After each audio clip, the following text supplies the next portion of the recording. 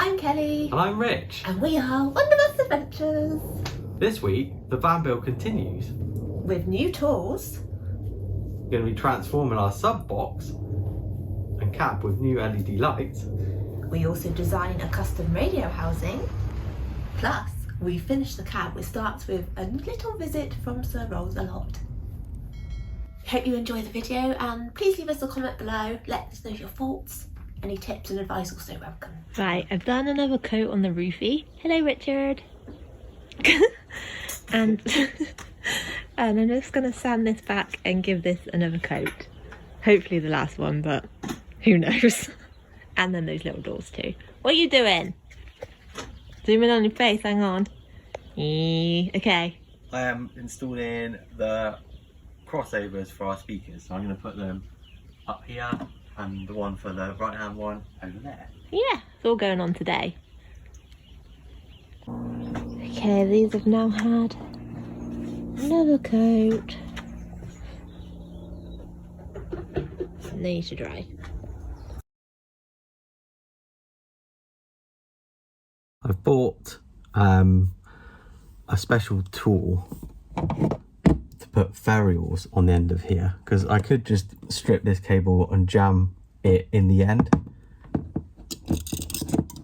which I think is the technical way that most people do it, and that was fine, but I wanted to make sure the connection was good, so I'm going to try using a ferrule.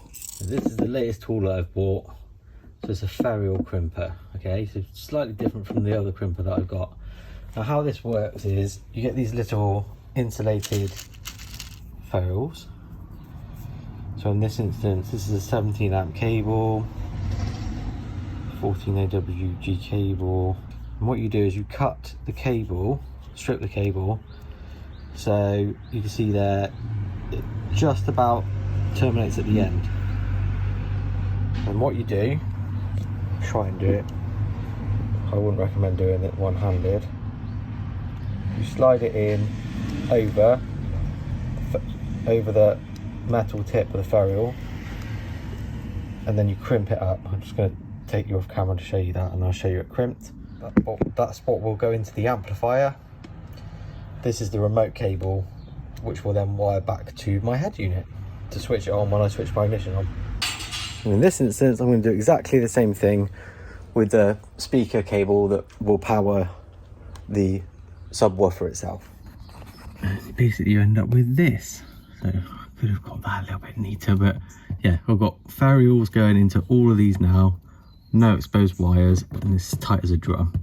So I can put this screwed up into place now, and I know that when we're traveling, that's not going to go anywhere. Got a good as connection as I could have got.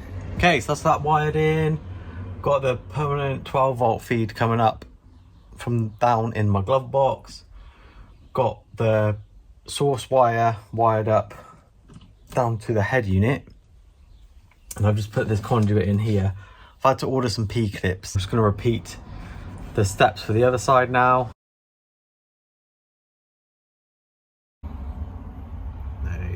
That speaker's wired up. It's all in its conduit. Ready for those P-clips. This thing here is the factory voltage dropper. I'm actually going to take it out a minute and see if I can drill these brackets off. If not, I'm just going to mount it where it is, but I've got nothing to lose. I'm just going to give that a quick go.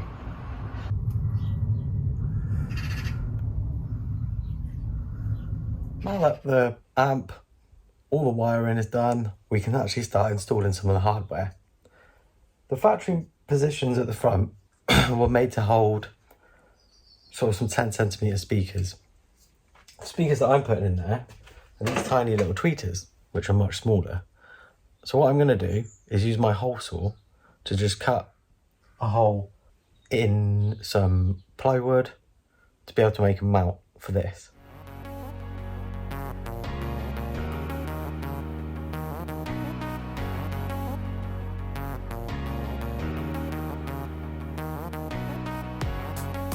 I have laid out the four-way carpet in the lounge because it's huge, because we need like 230, which is like over 7 foot.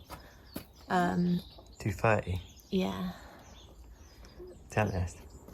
Huh? You gotta go to the dentist for that. Shut up.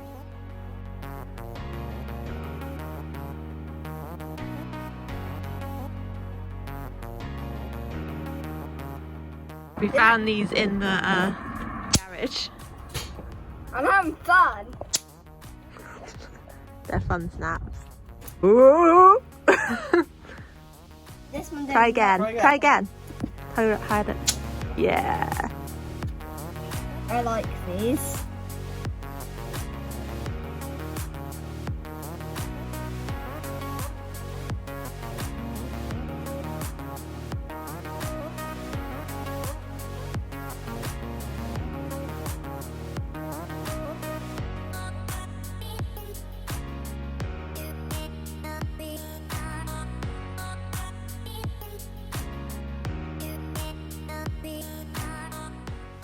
Underneath the car.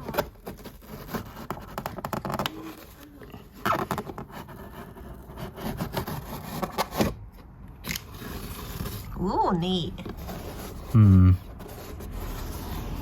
Bit close there, that's annoying, but we'll get that when we carpet run with the other one. I didn't notice we pointed it out.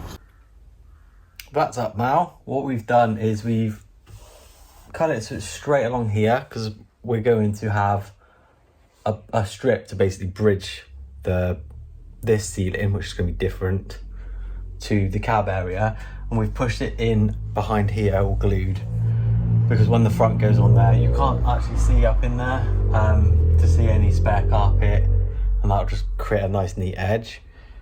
The next job is we're going to carpet this box, so Kelly's gone in to cut that up, and how we're going to try and do that, I say try because this is all a big experiment. Whilst Cal and Neil are in cutting that up, my P-clips have arrived from Amazon to just tidy up this wiring, which is fantastic timing, because it should mean once that's tidied up we can put the front face of this back on, and then carry on with the radio housing.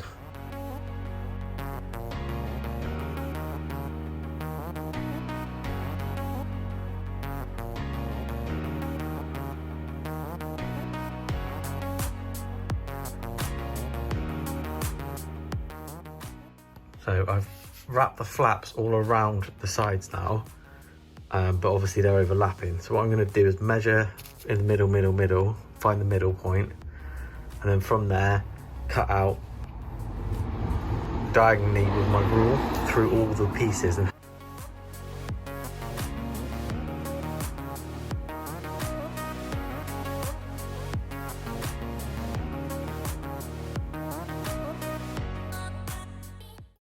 now obviously in a factory built camper, or if I was to do this again, in fact, I might run all of this in behind up here, but it's tucked away now. It's not going to be in the way of using the cupboard itself.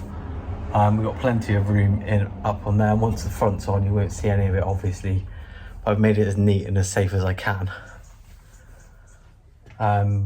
We've got the loom here now, ready for the radio.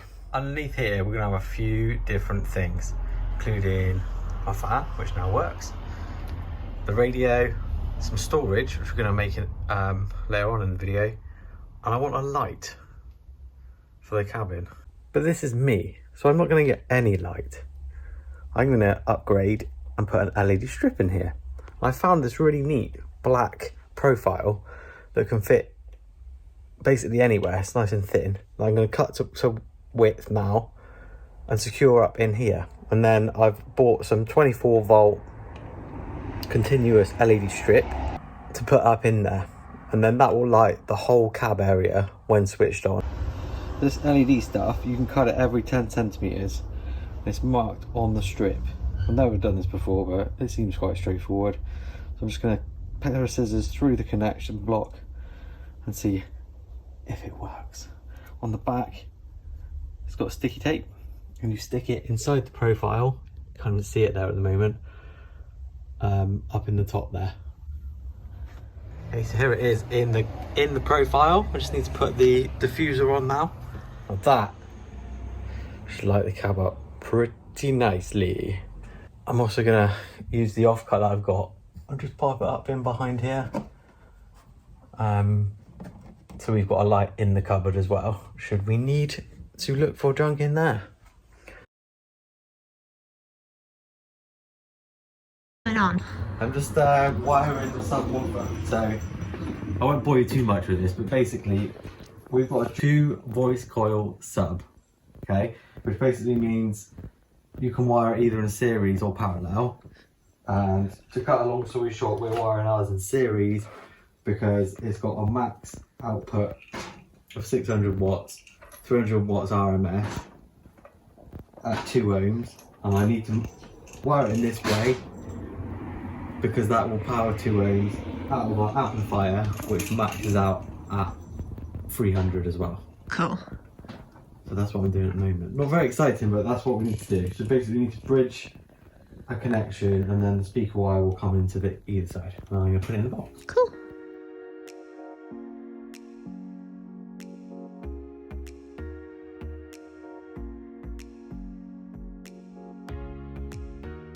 It's in. I have got some stickers to go over these screw holes. Come with it, but I don't know. Can't even see them anywhere. What I've used is black drywall screws, which when you make these boxes and stuff from scratch, subwoofer boxes, that's what you use because they grip really tightly. So I've put those in there now. I might put the stickers on later. I'm going to wait until I can fire it up a bit later on just to check that it all works okay, which it should. But yeah, that looks pretty good. I'm pretty pleased with that. Not bad at all. I might get a grill to go over it. They don't tend to come with them, but it's unlikely that I'm going to put my foot or anything through it up there, you know, unless I get really energetic. And then we've probably got bigger things to worry about. I've got, wow, about 1.2 meters of this profile left. I'm going to put it inside the cupboard, just up tucked away. I've had to cut the tape for the inside one. I need to resolder on some cable onto here. So what I've done is I've just stripped the ends.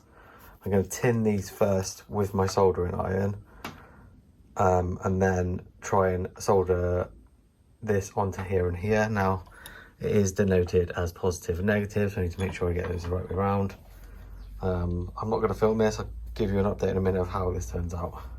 Well, it's just jerry-rigged in at the moment, but you can see here I've just soldered it on. It's not the prettiest soldering in the world, but it is solid and it does work, so that's good. So the next job is just to cut this to length, cut this cable to length to fit into the switch, and then I'll stick it in this conduit.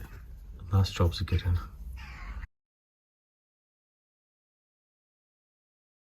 Oh, I took that cable out and I caught it on the door and it ripped the solder clean off. Let me tell you, the second time it took me much longer to get right. So what I'm going to do is put some heat shrink over that connector to just give it a little bit more strength. Next up, we obviously need something to enclose our radio. And in the week I've come up with a basic design for this. Thinking about how we can house our radio and have a tiny bit of storage for sunglasses, miscellaneous tins of sweets and stuff. And we were going to make it quite deep, but this is the design we've come up with. Essentially, we think it's going to be sort of 10 centimeters deep. Going to house the radio in the middle with some little cutouts here. And what I'm going to try and do is use some curved plywood around the whole entire edge here, to make it match a little bit the top unit. So I've got my rough dimensions here. I'm going to cut that up. So that's what we're going to do now. I've got my cut list here. That's what I'm going to do first. So some basic rectangles is what I need to basically make all of this up. Then we'll worry about the curves later.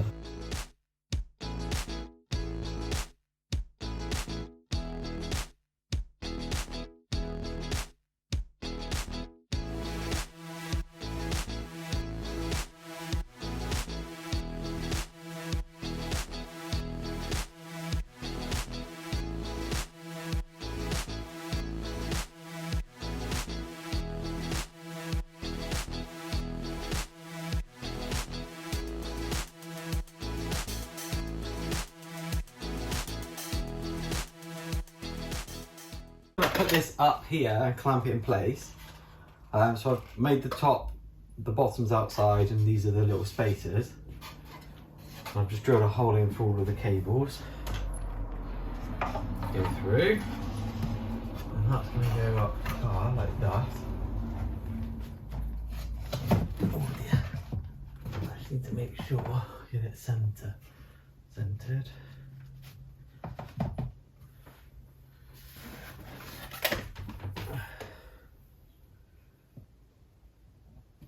Pop this up with a couple of screws, also drill the other holes.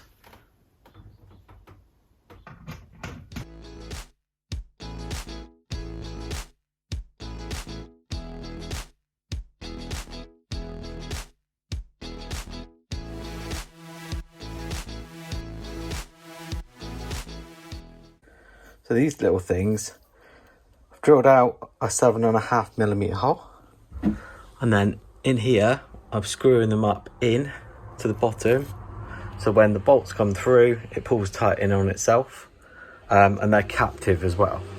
So once the shelf is complete, what it should mean is I should be able to locate it and hopefully just pop it in place, and up it goes. Obviously I'll get some shorter bolts, but that's how I'm going to be mounting it. 4 of these, it's not going to go anywhere. Next thing I'm going to do is cut the front and back. So I'm first of all going to cut 2 rectangles of 50 by 10 centimeters, and then after that I'm going to draw my radius on each corner. This is what I use to take the radius for my blueprint, and I'm going to use it here as well, so I can make sure I get the same looking radius on each side.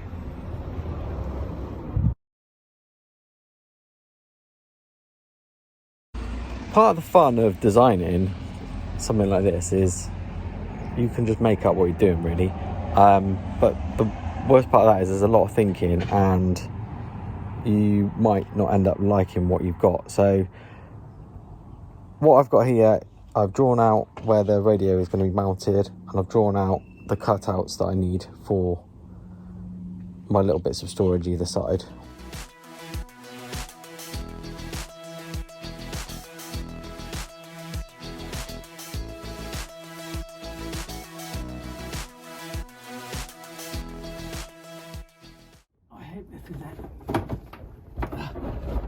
This is one of those reasons why women really live longer than men. I live in here now. Am I going to bash myself? Yeah, reverse out carefully. Keep reversing. Feet down. Keep reversing out. Reverse, reverse. Head up. Baby was born. If only a baby was born that easy. Wait, what was you getting in there? This. Reversing camera, is it? Yeah, I needed that. That's all I needed. So I can run that. Oh my gosh. I can go and attach that now to that loomy thing. Okay. Okay, these offcuts of bendy plywood are coming in very handy indeed. So I'm going to use this to make a curved bottom of my shelf.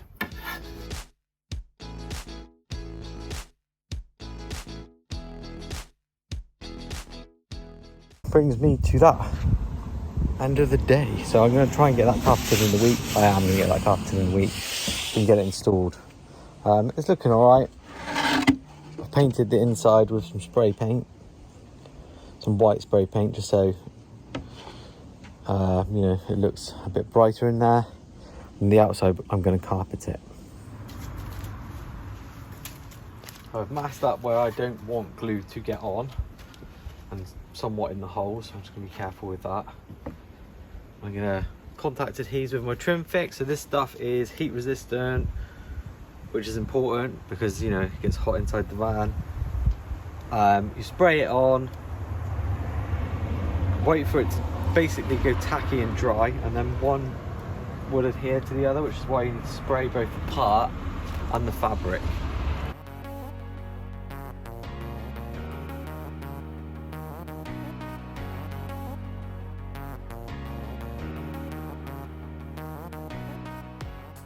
Now, shout out this week to Highwayman. If you made it this far into the video, first of all, thanks. Second of all, gave me a tip about using these hooked blades. I had some in the garage. I don't know why I didn't use them before. We're going to give them a go now on some of this stuff. So I've got openings to cut in here and around the edge. I'm going to give both blades a little test and see how we get on. The idea being with these hooked blades is that you've got kind of less friction to kind of go through with the whole blade here, which I think actually with the subwoofer box and stuff would have made more sense. I just didn't think to use them, so thank you for that tip. What I'm going to do here, I'm just going to start on this back edge actually and cut this excess off here and then cut the join, and then I'm along the top with a flat blade, with a flat edge. I'm just going to square this off and then take the tape off, and then in this inside area here I'm going to cut just carefully along the middle, like nice and straight, like a cross section. Then I'm going to push it in and around because I actually want it to form and cover the lip as it is in the box up here.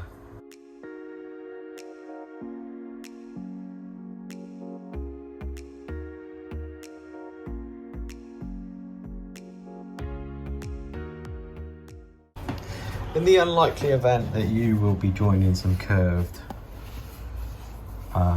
corners like I am, what I've done with the other three, so I've basically flattened it across all sides, and then here I'm just making sure that it's pinched and glued right on the corner.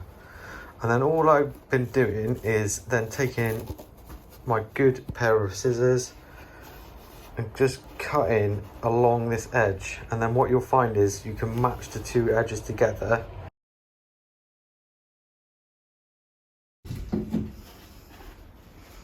I've got my two edges here now, and then if I stick them down, see I've still got a high spot there.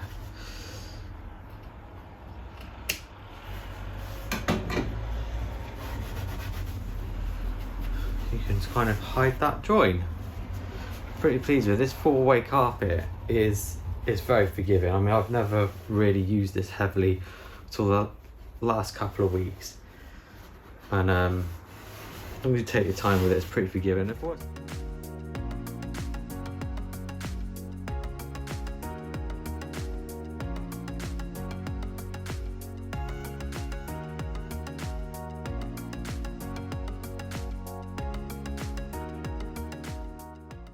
The shelf's installed now. I've got the cables all pulled through. We've got the reversing camera on and it works, which is fab. I can change the orientation of this, or we can fold it up out of the way if I want. I'm going to plan probably to either fit like a double camera on the back eventually, or just orientate it differently so I can use it as my rear view as well if I want to. Yeah. Anyway, next job is to hook up my head unit. So we've gone for one that is app controlled, and I've run a USB cable all the way down that will connect to here, so I can control it from my phone, or Kelly can control it from her phone simultaneously from where she's sat too, and it will charge my phone. So I'm going to hook this up now, check that the rear speakers are orientated the right way around, and then we should be able to hook everything else up too, fingers crossed.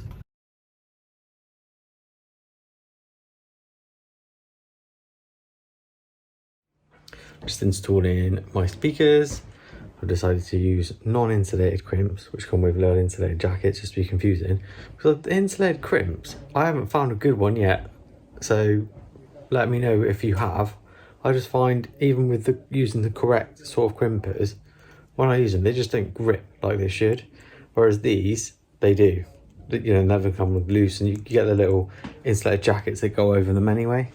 But yeah, let me know if you've found anything that is decent. You know, the little blue and red ones and yellow ones, I just find them useless. So I'm using these today.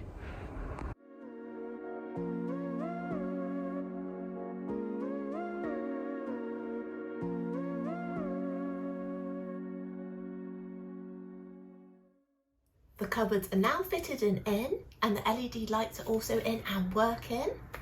Radio console's up, radio's in, Subwoofers in. reversing camera's in, speakers are in, and it all works. Don't forget to leave us a thumbs up, please, and leave us a comment below because we love hearing from you. It makes our week. Yeah, hope you have a great week, guys. We will see you soon. 1, 2, 3, Bye!